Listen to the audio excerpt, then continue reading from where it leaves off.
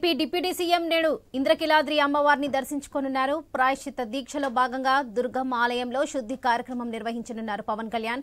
October 1న Alipiri మెట్ల మార్గం ద్వారా తిరుమలకు వెళ్లనున్నారు. 2న తిరుమలలో ప్రాయశ్చిత్త దీక్ష విరమించనున్నారు. 3న తిరుపతిలో పవన్ కళ్యాణ్ వారాహి సభ నిర్వహించనున్నారు.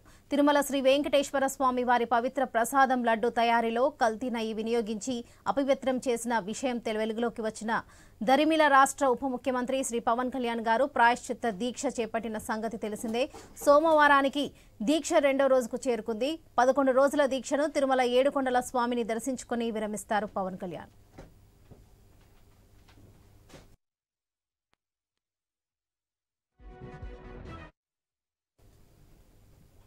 AP deputy CM Pawan Kalyan నేడు ఇంద్రకీలాద్రి అమ్మవారిని దర్శించుకోనున్నారు. ప్రాయశ్చిత్త దీక్షలో భాగంగా దుర్గమ్మ ఆలయంలో శుద్ధి కార్యక్రమం నిర్వహించనున్నారు పవన్ కళ్యాణ్. ఇదే విషయానికి సంబంధించి మరిన్ని డీటెయిల్స్ మా ప్రతినిధి కిరణ్ అందిస్తారు. కిరణ్ చెప్పండి. వరలక్ష్మి ఉప ముఖ్యమంత్రి పవన్ కళ్యాణ్ ఈ రోజు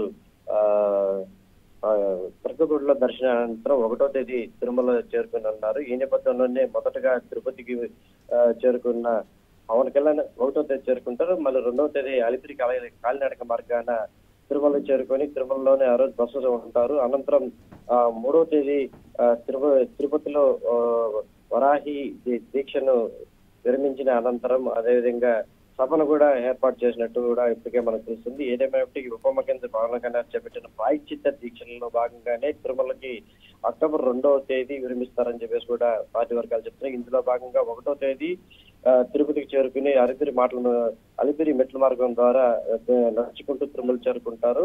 అయితే 2వ తేదీ ఉదయం సోమవారం దర్శించుకుంటారు. దాని అనంతరం ప్రాయశ్చిత్త దీక్షను నిర్వహిస్తారని చెప్పేసి కూడా ఇప్పటికే పార్టీ వర్గాలు అయితే చెప్తున్నాయి. తిరుమల వెంకటేశ్వర స్వామి ప్రసాదాల విషయంలో కల్తీ నెయ్యి వినియోగించారని అపవిత్రం చేశారనే విషయం తెలిసిన దాఖలాల్లో ఉప ముఖ్యమంత్రి పవన్ కళ్యాణ్ గారు ఈ ప్రాయశ్చిత్త దీక్ష చేపట్టారు. మొత్తం మీద ఈ ప్రాయశ్చిత్త దీక్ష 11 రోజుల పాటు చేయనున్నారు.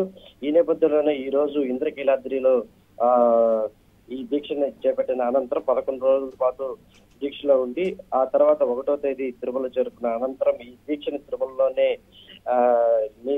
విరమిస్తారని చెప్పేసి కూడా ఇప్పుడు పార్టీ వర్గాలు అయితే చెప్తున్న పరిస్థితి కనిపిస్తుంది. ఏదేమైనప్పటికీ పవన్ కళ్యాణ్ చేపట్టిన ఈ దీక్ష ఏదైతే ఈ లడ్డు ప్రసాదాలలో కల్తీ నెయ్యి వాడారన్న రోజు నుంచి ఈ ప్రాయశ్చిత్త దీక్షను చేపట్టాలని తలుచుకున్నాడు. ఆ రోజు నుంచి కూడా 11 రోజుల పాటు ఈ దీక్షలో ఉంటారు. అనంతరం తిరుమల శ్రీవారి దర్శనం చేసుకున్న అనంతరం ఈ దీక్షను